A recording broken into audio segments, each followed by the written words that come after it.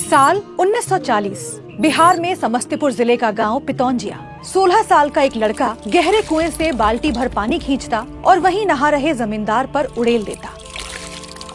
एक के बाद एक कुल 27 बाल्टी पानी खींचने के बाद जमींदार ने लड़के को 2 रुपए दिए। मुट्ठी में ये रुपए लिए लड़का दौड़कर स्कूल पहुंचा और मास्टर साहब से बोला, गुरुजी मेरी फीस जमा कर लीजिए। नाई जाति का ये लड़का 30 साल बाद बिहार का सीएम बना।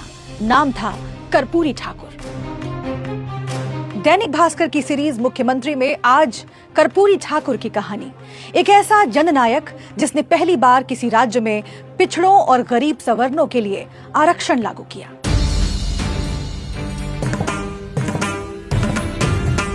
कर्पूरी बाबू 10वीं की परीक्षा में फर्स्ट डिवीजन से पास हुए। ये वो दौर था जब जिले जवार में फर्स्ट डिवीजन से मैट्रिक पास बच्चे उंगली पर गिने जा सकते थे। ऐसे में बेटे की इतनी बड़ी कामयाबी पिता गोकुल ठाकुर के लिए किसी उत्सव से कम नहीं थी। गोकुल बड़ी उम्मीद से कर्पूरी को जमींदार बच्चा सिंह के पास ले गए।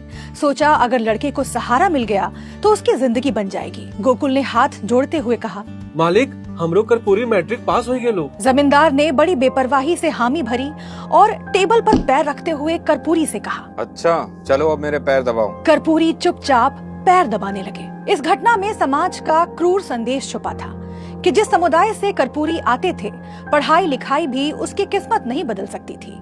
लेकिन वही कर्पूरी ठाकुर एक दिन सीएम की कुर्सी तक पहुंचे। 24 जनवरी 1924 को समस्तीपुर जिले के पितौंजिया गांव में कर्पूरी का जन्म हुआ। बच्चे को ठंड से बचाने के लिए गर्म कपड़े नहीं थे तो माँ राम दुलारी ने गर्माहट के लिए उसे सूखी घास पर लेटा दिया। एक दिन एक साधु ने कर्पूरी को देखकर कहा, ये बच्चा एक दिन बड़ा आदमी बनेगा। पिता गोकुल ने मन ही मन सोचा, साधु तो ऐसा ही बोलते हैं, एक नाई का बेटा तो आखिर बाल ही काटेगा। महज 8 साल की उम्र में कर्पूरी की शादी हो गई, लेकिन पढ़ने की ललक बचपन से थी। 8 भाई बहनों में कर्पूरी ही थे जिन्होंने पिता से पढ़ने के लिए स्लेट मांगी थी। साल 1942 में भारत छोड़ो आंदोलन शुरू हुआ तो कर्पूरी ने पढ़ाई छोड़ दी और आजादी की लड़ाई में कूद पड़े। कर्पूरी बाबू पर जयप्रकाश नारायण का बड़ा प्रभाव था।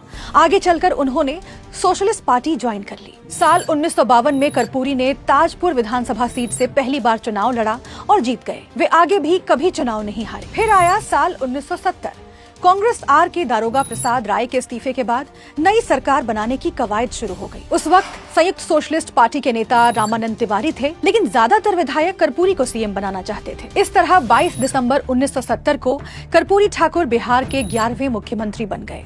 हालांकि गठबंधन में भारी असंतोष के कारण सरकार गिर गई। इसके बाद इमरजेंसी के दौरान कांग्रेस ओ, जनसंघ, भारतीय लोक दल समेत कई छोटी पार्टियों ने मिलकर जनता पार्टी बनाई। चंद्रशेखर को राष्ट्रीय अध्यक्ष बनाया गया। जयप्रकाश नारायण का जनता पार्टी बनाने में अहम रोल था। इमरजेंसी के बाद जून 1977 में जब बिहार चुनाव हुए तो जनता पार्टी की जीत हुई। 24 जून 1977 को कर्पूरी बाबू दूसरी बार मुख्यमंत्री बने। मुख्यमंत्री होने के बावजूद कर्पूरी बाबू की जिंदगी बेहद सादा थी।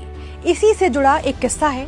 11 अक्टूबर 1977 को जयप्रकाश नारायण का जन्मदिन था। चंद्रशेखर और नानाजी देशमुख समेत कई नेता उनके घर पर जुटे थे। कर्पूरी बाबू भी पहुंचे। फटे कुर्ते, टूटी चप्पल और बिखरे बाल में कर्पूरी को देखकर एक नेता ने तंज कसा कि सीएम की सैलरी कितनी होनी चाहिए जिससे वो ढंग के कपड़े खरीद सके। ये सुनते ही चंद्रशेखर ने अपना कुर्ता फैलाया और कर्पूरी के लिए चंदा जुटाने लगे। करीब 150 रुपए इकट्ठा हुए। चंद्रशेखर ने कर्पूरी को पैसे देते हुए कहा, अपने लिए भी कुछ सोचा कीजिए, इससे नए कुर्ते खरीद लीजिएगा। कर्पूरी ठाकुर ने हिचकते हुए पैसे ले तो लिए, लेकिन बाद में इसे मुख्यमंत्री राहत कोष में जमा करा दिया।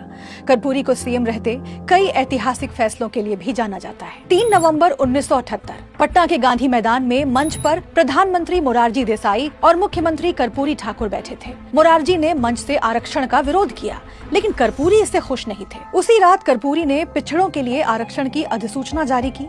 एक हफ्ते बाद 10 नवंबर को कर्पूरी सरकार ने 3 प्रस्ताव पारित किए। इसमें पिछड़ों के लिए 20%, महिलाओं के लिए 3% और आर्थिक तौर पर कमजोर ऊंची जाति के लिए 3% आरक्षण शामिल था। कोटा में कोटा और आरक्षण का दायरा बढ़ाने से प्रदेश में हिंसक प्रदर्शन हुए। जनता पार्टी के कई नेताओं और जनसंघ ने इसका विरोध किया। सीनियर जर्नलिस्ट संतोष सिंह अपनी किताब the Jannayak Karpoori Thakur voice of the voiceless में लिखते हैं, उस दौरान कर्पूरी ठाकुर के खिलाफ जातिवादी नारे लगे, जैसे ये आरक्षण कहां से आई, कर्पूरी की माई भी आई। प्रधानमंत्री मोरारजी देसाई से भी कर्पूरी के मतभेद बढ़ गए। 19 अप्रैल 1979 को विधानसभा में कर्पूरी के खिलाफ अविश्वास प्रस्ताव लाया गया और उनकी सरकार गिर गई। एक वक्त ऐसा भी आया जब साफ छवि के कर्पूरी ठाकुर पर रेप के आरोप लगे। नेपाल की प्रेमलता राय ने आरोप लगाया कि पटना में एक यात्रा के दौरान कर्पूरी ने उनके साथ रेप किया। कर्पूरी इस आरोप के खिलाफ गांधी मैदान में अनशन पर बैठ गए। इसके बाद 1981 में प्रेमलता ने पटना कोर्ट से केस वापस ले लिया। 17 फरवरी 1988 को अचानक कर्पूरी बाबू का निधन हो गया। डॉक्टर इसकी वजह हार्ट अटैक मानते हैं, जबकि उनके करीबी इसे हत्या मानते हैं। उनके मुताबिक कर्पूरी के लिए नमक का पानी जहर जैसा था, फिर भी उन्हें षड्यंत्र के तहत नमक का पानी पिलाया गया। कर्पूरी के निधन के 1 साल बाद उनके बड़े बेटे रामनाथ ठाकुर ने राजनीति में कदम रखा। फिलहाल वो मोदी कैबिनेट में राज्य मंत्री हैं। कर्पूरी ठाकुर की याद में पितौंझिया गांव का नाम बदलकर कर्पूरी ग्राम रख दिया गया। 2024 के लोकसभा चुनाव से ठीक पहले कर्पूरी ठाकुर को भारत रत्न दिया गया। मुख्यमंत्री के इस एपिसोड में इतना ही। अगले एपिसोड में देखिए कहानी जगन्नाथ मिश्र की। इस तरह के और इंटरेस्टिंग एपिसोड्स देखने के लिए डाउनलोड करें दैनिक भास्कर ऐप।